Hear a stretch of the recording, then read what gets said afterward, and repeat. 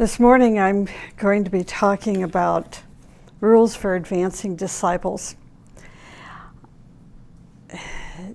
It's interesting to listen to a term or hear a term such as the word disciples and try to understand what it means from a religious point of view and what it means from a spiritual point of view. So I think most of us know, but if you're listening for the first time, particularly if you're viewing this lecture on YouTube, let me say just briefly that when the teaching uses a word like disciple, it's not to be interpreted from a religious point of view, but a point of view of consciousness. When an individual is called a disciple, it means that their consciousness is at a level where they have dedicated their life to something beyond themselves. They've dedicated their life in a specific field for some, or several fields for others, but their focus is always on serving the higher good, the greater good, the common good.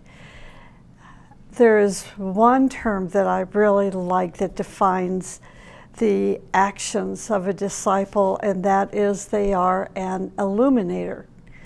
So you can have a disciple who is a grade school teacher. You can have a disciple who is a university instructor. You can have a disciple, who may be the head of a country, or a disciple who is the head of the family. Whatever position they hold and whatever responsibilities they have, you will see a radiance of light that illuminates their environment. It moves us forward. It helps us to think about evolution and the future of humanity. So that's the way, when I talk about a disciple this morning, perhaps you can keep these definitions in mind and it will make more sense to you. An advancing disciple never stays at one level. That's the other thing that's important to understand. They continue to strive toward higher levels of consciousness. So they don't reach a specific position in their life or a certain place of knowingness. They continue to evolve, continue to expand, continue to learn.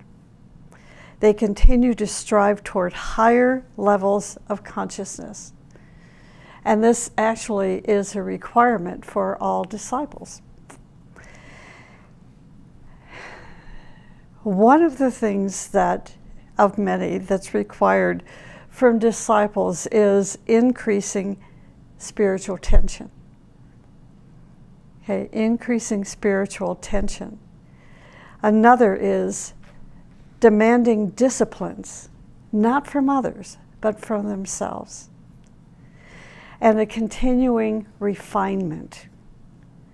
So increasing spiritual tension, demanding disciplines, putting more disciplines into their life, and also a continuous process of refinement.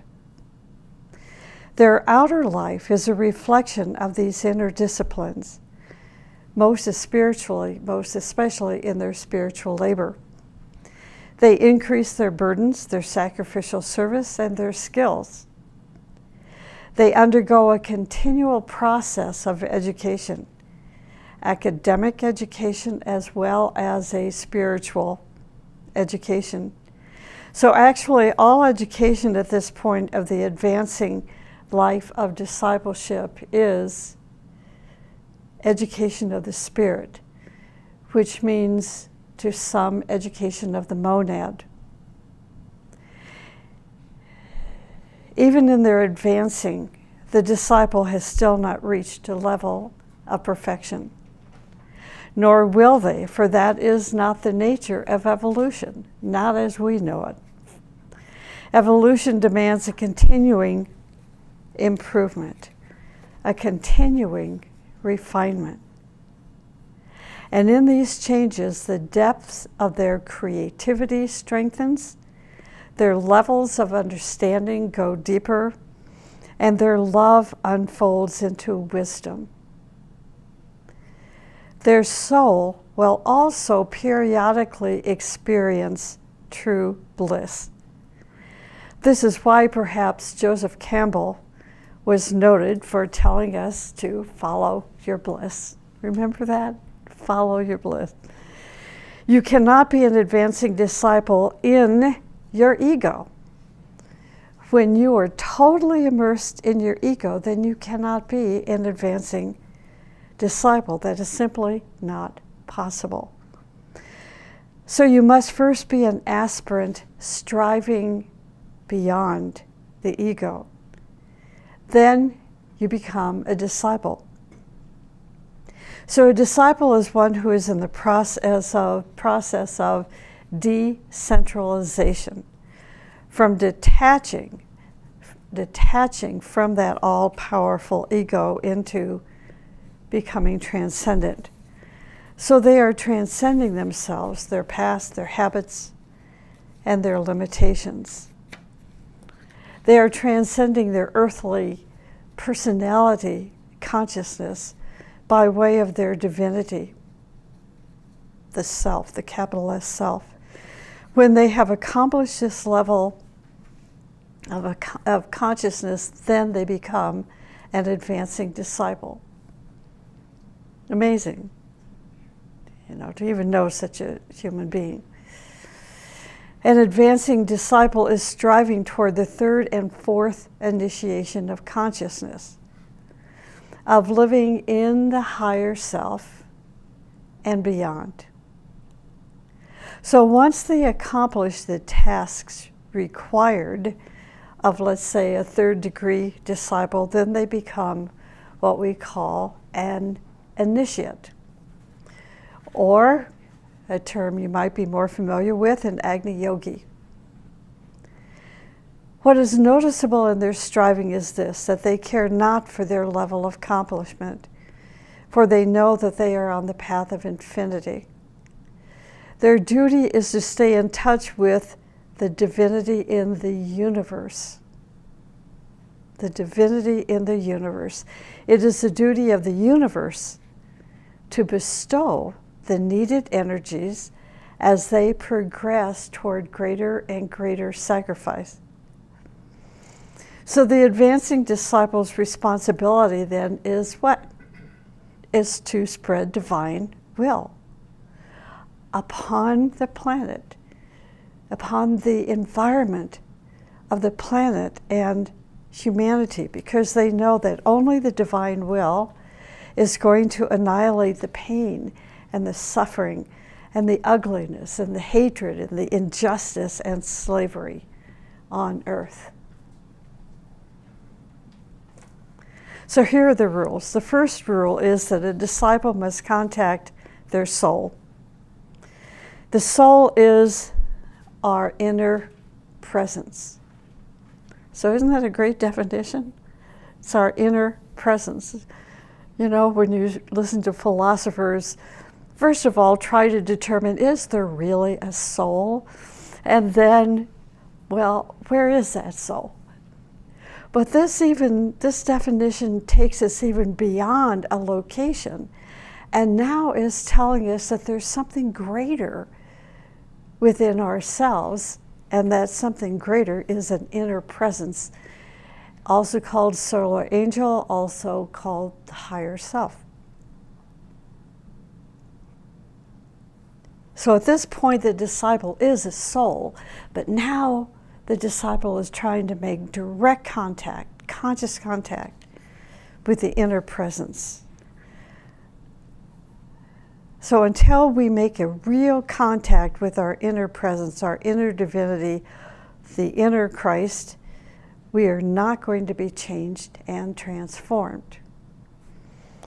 Transformation is where every atom in our being is becoming enlightened. Every single atom, even the most advanced atom, is becoming enlightened. So when we make contact with the inner presence, that inner divinity, what happens?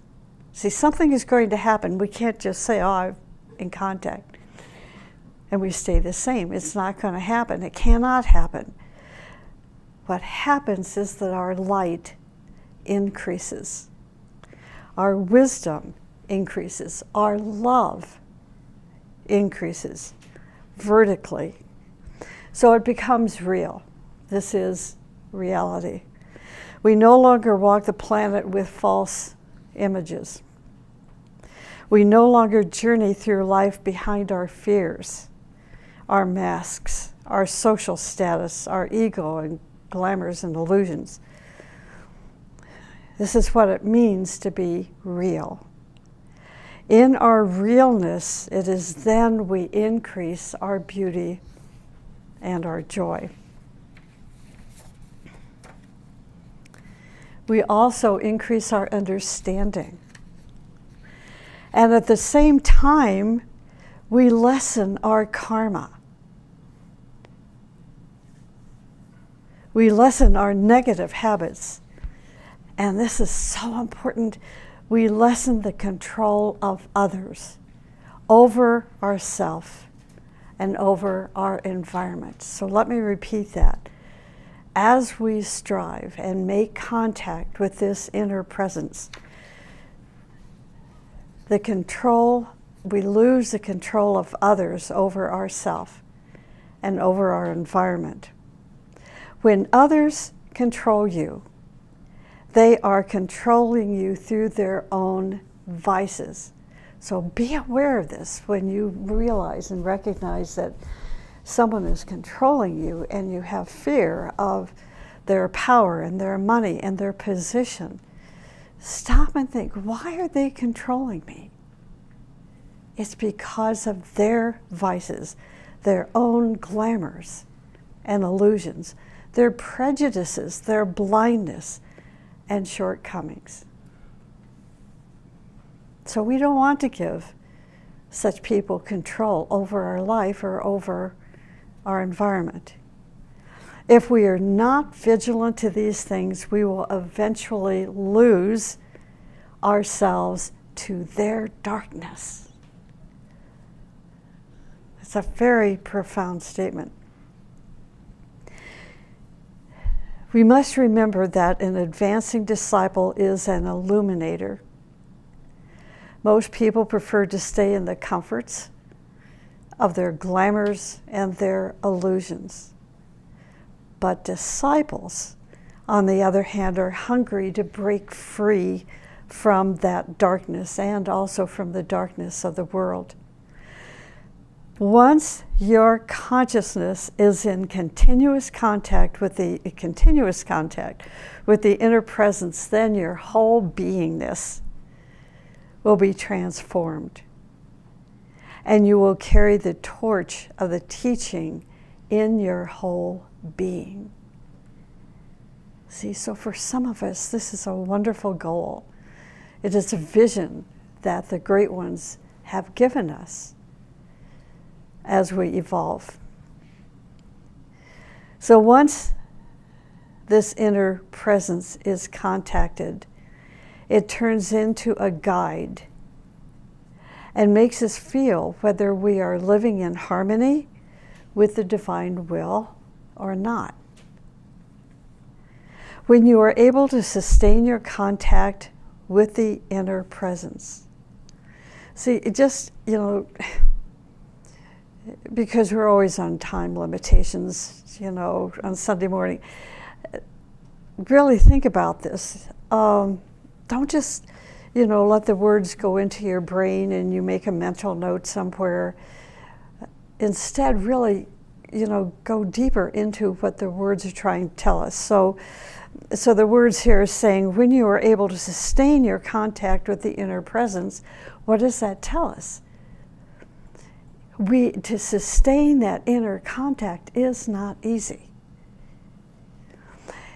it's not going to happen until we begin to work on ourselves, purify ourselves, understand what our life purpose is. Let that life purpose be our life direction. So it's not, a temporary situation that we are trying to strive to become. We want to put ourselves, our consciousness, our life purpose in constant contact in such a way that we sustain this contact with our inner presence. We can't even imagine what that is. Not really. When you've had that first contact with the inner presence, your life becomes so incredibly different. But can we sustain that difference? Or are we going to default back to our old ways? It's not just a temporary moment of bliss. It is a moment of reality, of understanding the purpose of your life. So when you had this glimpse of what the purpose of your life is, and you recognize that that glimpse has been given to you by something within yourself, that's when you want more contact with that inner divinity, that inner Christ. And then you begin to ask yourself, how can I do this? How can I find a way to sustain that contact? And it may take more than one lifetime, not always, but it may. When we are able to sustain this contact, then whenever we do, feel, speak, or think anything that is in harmony with the divine will, we feel an expansion of our consciousness and have a deeper need for creativity and service. So that contact, that recognition that it's like when we put ourselves in perfect harmony, perfect pitch,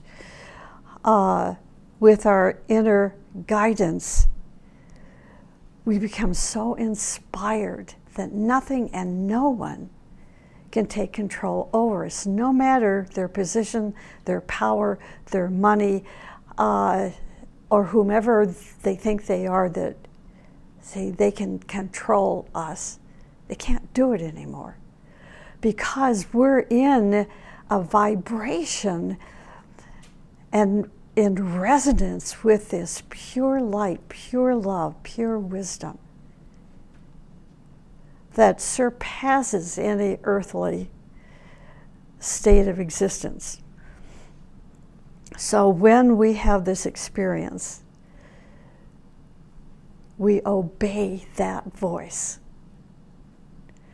We don't look at this person who is trying to control us, or a country who is trying to control us, or a religion, or a religious person that is trying to control us, or someone that holds the Bible up as their authority. See, we're obedient to that higher authority, not a 2,500-year-old book. Oh God, I'm sorry. Be hung in effigy here. But this is evolution, see? Humanity must evolve. Disciplines evolve, rules evolve because of the need. The second rule for an advancing disciple is to build a bridge between ourselves and the world beyond. The world beyond is a world beyond our physical senses. Beyond our physical senses. So although these senses are used, they are of a higher vibration to where they are able to register the movement of the astral and mental planes and higher.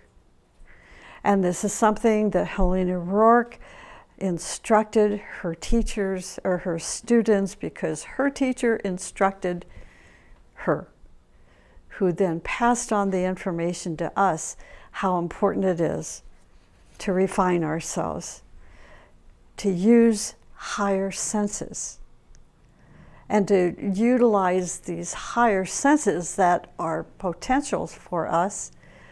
We have to refine ourselves. So when we talk about higher vibration, higher senses, I like to think in terms of music, musical notes. So in comparison, we can take a particular note on the musical scale. Let's say the note A, which vibrates at a particular rate or cycles per second, and as it happens, this particular A vibrates at 440 cycles per second. I chose that note because as a violinist, we always, and as a musician, we always tune our instruments to concert A. See, in concert A is 440 cycles per second. But we're not going to stay on that one note forever and ever. See? So as we undergo purification exercises, that note in our consciousness begins to increase its vibration and now radiates the higher octave of that vibration, the higher octave of that A. So for the most part, now the subjective world is invisible, but for advancing disciples, they are as real as the physical world. The subjective world, the higher worlds, is as real as the physical world is to the ordinary person. But let me give you a word of caution.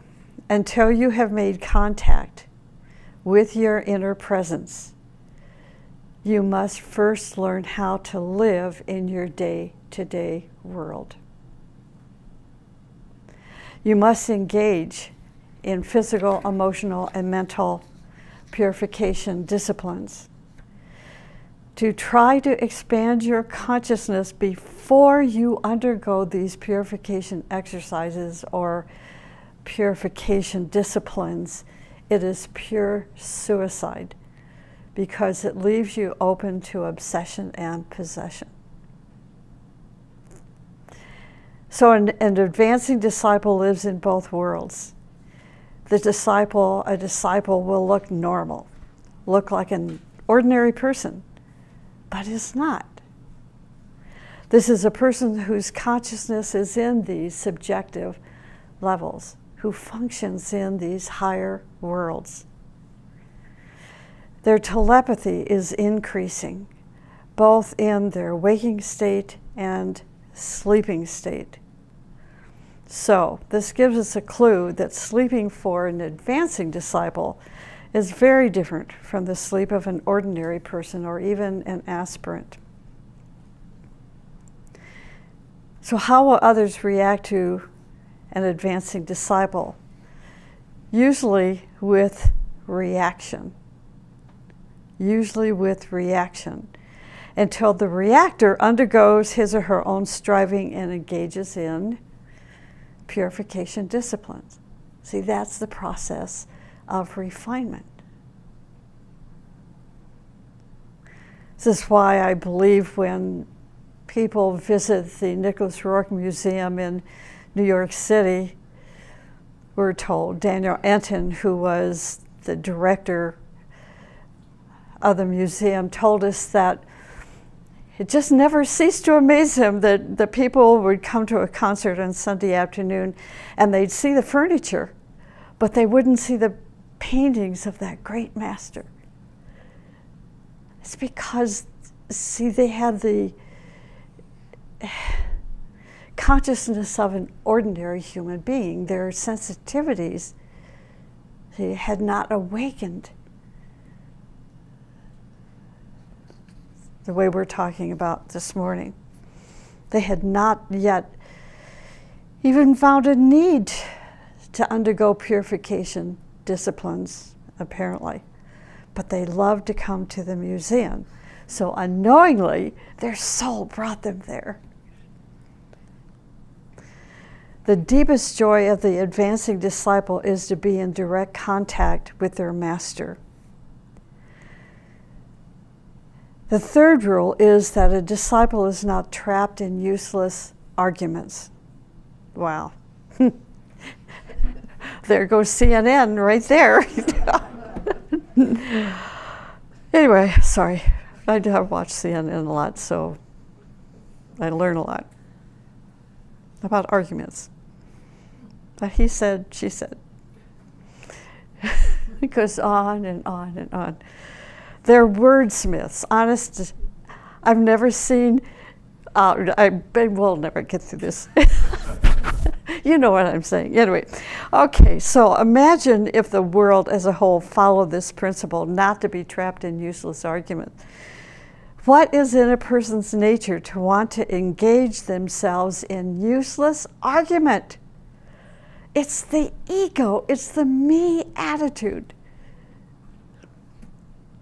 So as the ego engages others in its own self-stylized, opinionated argument, their conversation will normally evoke a domino effect of reaction. The end result is two egos engaged in the building of wrong relations. In our office over in Eastwood Drive, there hangs a reminder: being kind is more important than being right. Boy, that's a hard one. You know, it wasn't hard to put it up. It's, you know, for us all to see, it's hard to practice it. If the ego, see, is controlling our lives, being kind is more important than being right. So what is kindness? It is not sympathy. It is not pity. It is compassion. Kindness is a virtue. This is what a teacher wrote of kindness when he was writing about himself. Not only about this life purpose, but also in some of his other lives. Imagine even being able to write, in my last life I was. Well, he was a king. Another life he was a soldier. In another life a statesman. And yet another life a teacher, and then a priest, and then a physician, and then an artist, and then a banker. And he wrote, to help people blossom with the flowers of all the virtues, and with fragrance of nobility and kindness. Helena Rourke defined kindness as true, she says, true kindness is based on higher knowledge and higher justice. So she's trying to tell us that kindness is not a sentimentality. So she wrote, build up all your fires, but do not mistake sentimentality, that weeping kindness. This is how she's defining sentimentality, as a weeping kindness.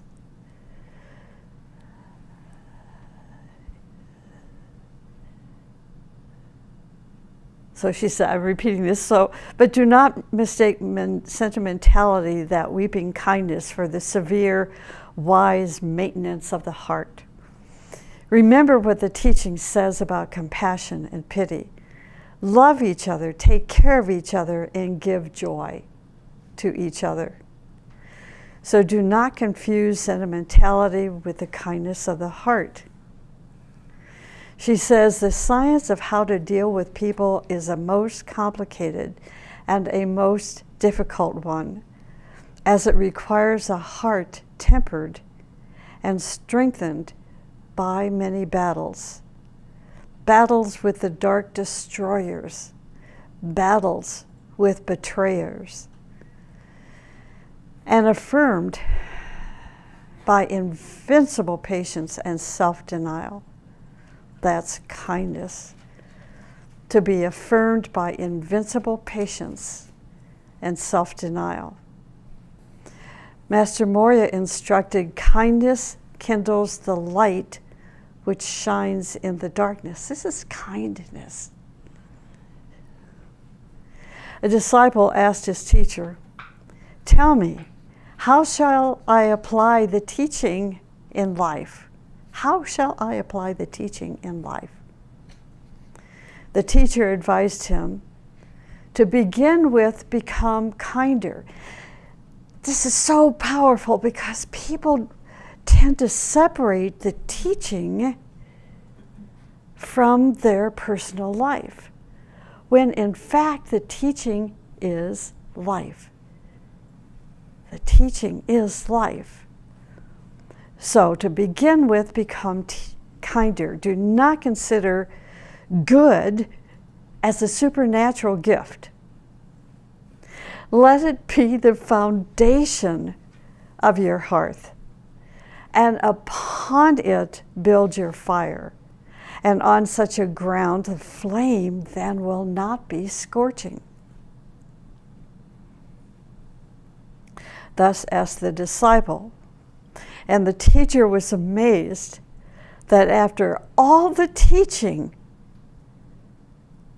a question as to how to begin was necessary. No tales. This is from No Tales, but life itself reveals these cases of incommensurateness. The disciple must feel in his heart which quality is nearer to him. So a disciple always tries to transform their own life. Here's a little story. In one of the schools I attended for a short time, we were given a method to transform our lives. It was very simple. We had to go to the headmaster and sit with him for a while and ask him, "Teacher, what don't you like about me?" He used to say very simple things, such as, "Do not play. Do not fidget so much. Do not shake your feet while sitting on the chair. Do not bite your fingernails." He used to speak about only one thing after having observed us. If we were successful in overcoming the thing he did not like in us, then we could go back and ask more. A point that I found so helpful to remember is this: knowledge is dangerous before transformation. Because why? It develops the ego. And in the future, the ego makes any transformation impossible. It's a pretty profound statement. The ego makes any transformation impossible. Without transformation, you cannot be your true self. You must be very careful not to use the teaching against the teaching. It is very dangerous. It means that you are using the teaching as an ego and not as a tool for your own self-transformation. So number 4, the 4th rule. A disciple does not deceive people. You say, okay, I understand that. But there's also another part of that rule, which is a disciple does not deceive him or herself.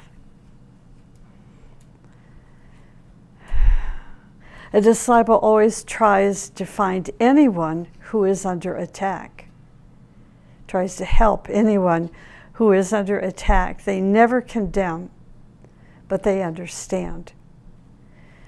Finding fault in others is a very subtle means of self-deception. and is the result, this is interesting, I found it's the result of an inferiority complex. To me, when a person has an inferiority complex, they're not yet in contact with that inner presence.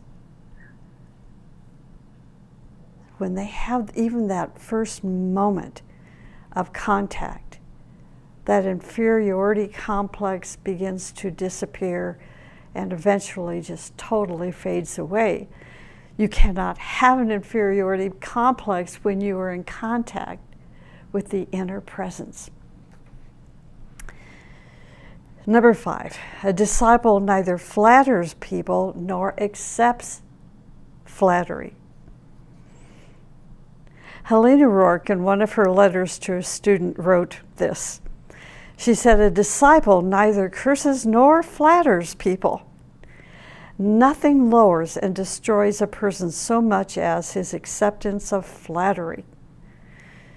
Certainly the one who loves flattery is a slave of yesterday. A person who is guilty of flattery, or one who accepts it, can never become a close co-worker. And she ended that by saying, let us remember this. Number 6, a disciple always tries to create opportunities to cooperate with other co-disciples.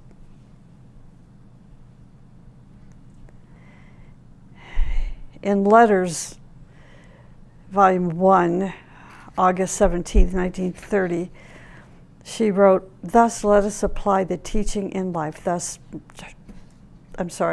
Helena Rourke wrote in her letters to her students, thus let us apply the teaching in life. Let us honor the hierarchy, and let us begin a friendly and sensible cooperation.